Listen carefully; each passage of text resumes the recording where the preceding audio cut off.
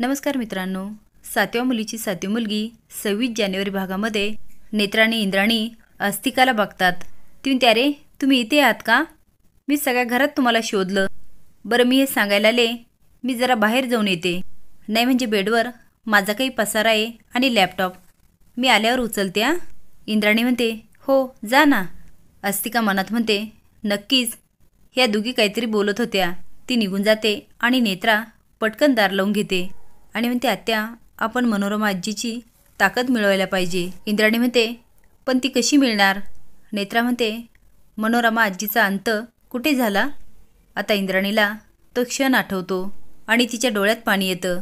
नेत्रा म्हणते, वावशी जवळील एका छोट्या गावात आम्ही एका छोट्या पत्र्याच्या खोलीत राहत होतो. इकडे अस्तिका रुपालीला म्हणते, मनोरमाची बॉडी जळालीच नव्हती. इंद्राणी म्हणते, आईची बॉडी जळतच नव्हती. नेत्रा म्हणते, त्या जलतत्वाच्या होत्या म्हणून कदाचित त्यांचा देह जळतच नसेल. अस्तिका म्हणते, मग लोकांनी त्यांना पुरलं. रुपाली म्हणते, मग या दोघी काय करणार आता? जिथे मनोरमाला पुरलं तिथे जाणार का? अस्तिका म्हणते, हो. इंद्राणी म्हणते, शेवटी अखेर गावकऱ्यांनी तिला पुरलं. नेत्रा म्हणते, आत्या आपण तिथे जायला हवं. इंद्राणी म्हणते, पण तिथे जाऊन काय करणार? नेत्रा म्हणते, त्यांच्या बॉडीचे काही अंश असतील आणि त्याच्यातून आपल्याला नक्कीच ताकद मिळू शकते. तेवढे अद्वैत घाईघाई रूममध्ये येतो. इंद्राणी निघून जाते. नेत्रा म्हणते, साहेब काय झालं? तुम्ही असे का परत आलात?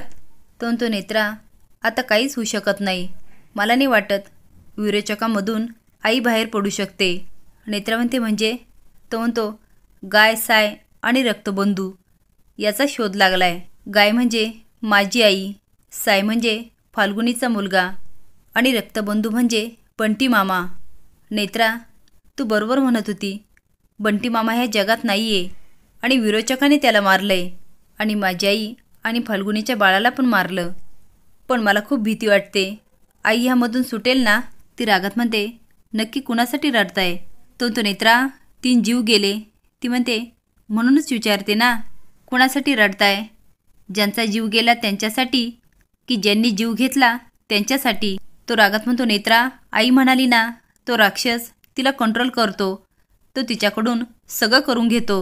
नेत्रा म्हणते, तुम्हाला खरंच कळत नाही का? त्यांनी आता तुमच्या भावनांवर आणि अश्रूवर ताबा मिळवला आहे. तो रागात म्हणतो, नेत्रा तू पुन्हा पुन्हा तेच बोलते.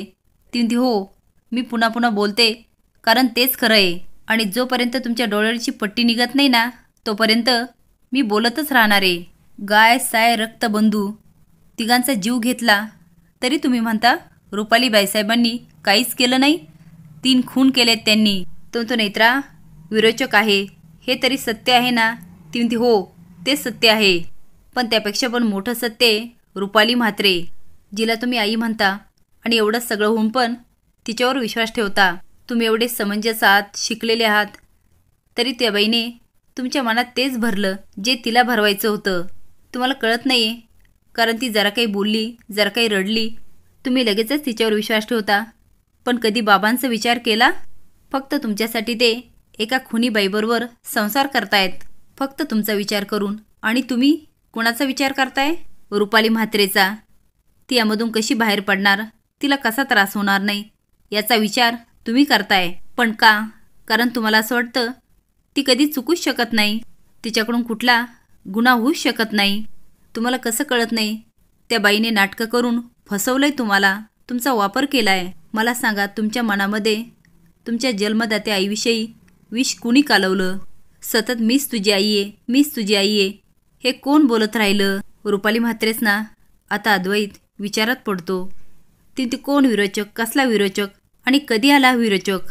जेव्हा ही बाई घरात आली, बाबांचा संसार उद्ध्वस्त केला, बाबांना प्रेमाच्या जाळ्यात अडकवलं, तेव्हा कुठे होता विरोचक? जेव्हा ममता मावशींना ह्या बाईने गच्चीवरून ढकललं, तेव्हा कुठे होता विरोचक? बाबांना स्वतःच्या प्रेमाच्या जाळ्यात अडकवलं, तेव्हा कुठे होता विरोचक? जेव्हा आजोबांना चुकीची औषधं दिली, तेव्हा कुठे होता विरोचक? आता अद्वैतला पकडत म्हणते, विरोचक आपल्या आयुष्यात कधी आला? आत्ता आला ना. जेव्हा आपल्याला पंचपेटिकेचं गूढ कळालं तेव्हा विरोचक खऱ्या अर्थाने जागा झाला. रुपाली बाईसाहेबांना विरोचक कंट्रोल करत नाहीये. कलियुगातील विरोचक खरंच बाईसाहेब आहे. आणि आत्ता विरोचकाचं नाव कळाल्यानंतर त्या नावाचा वापर करून ती आपली सगळी पापं धुवून टाकते। एवढी साधी गोष्ट कशी कळत नाही तुम्हाला? अहो ढोंगीबाई आहे ती। ह्या घरात आल्यानंतर बाबांशी संसार करत असताना ती तिच्या पहिल्या नवऱ्याच्या संपर्कात होती। ती त्याला भेटायची हे सुद्धा विरोचकानेच करून आणलं का? जेव्हा बाबांनी ममता मावशीच्या चारित्र्यावर संशय घेतला तेव्हा रुपाली म्हात्रे आणि अनिल म्हात्रे ह्या दोघांनी मिळून ममता मावशीला फसवलं होतं। रुपाली म्हात्रेने ममता मावशी आणि अनिल म्हात्रेचे फोटो बाबांकडे पाठवले होते, ते सुद्धा विरोचकानेच पाठवले। हे सगळं रुपाली म्हात्रेने घडवलं आहे, कारण त्यावेळेस विरोचक कुणी आहे हे तिलाच माहीत नव्हतं। हे सत्य ऐकल्यानंतर अद्वैतचं डोकंच चक्रावून जातं। तो सुन्न होऊन खाली बसतो। नेत्रा म्हणते, फाल्गुनीताईंच्या बाळाला मारलं ती रुपाली म्हात्रेच होती आणि आता त्या बाईने स्वतःहून तुमच्यासमोर कबुली केली, तरी पण तुम्हाला कळत नाहीये? मी इंद्राणी आत्या आणि बाबांनी तुम्हाला एवढं वेळ समजायचा प्रयत्न केला, अगदी पोट तिडकीने सांगितलं, तरी पण तुमचा त्या बाईवरच विश्वास आहे। आता नेत्रा श्लोक म्हणून दाखवते आणि म्हणते, तुमचं आंधळं प्रेम आहे। आता मृत्यूचं तांडव सुरू झालं। अनिल म्हात्रे, हेमा, बंटी मामा, दिवाडकर सर, ममता मावशी, फाल्गुनीताईचं बाळ, आता कुणाचं बळी गेल्यानंतर तुमचे डोळे उघडतील। आता नेत्रा अद्वैतला खूप काही बोलते आणि म्हणते, रुपाली म्हात्रे स्वतःने केलेल्या पापावर पांघरून टाकते, आता तरी डोळे उघडा। आता अद्वैतला खरं वाटतं। तो रडत मागून येतो आणि नेत्राला मिठी मारतो। आता नेत्राला खूप आनंद होतो। असेच नवीन अपडेट जाण्यासाठी लाईक आणि सबस्क्राईब करा। धन्यवाद।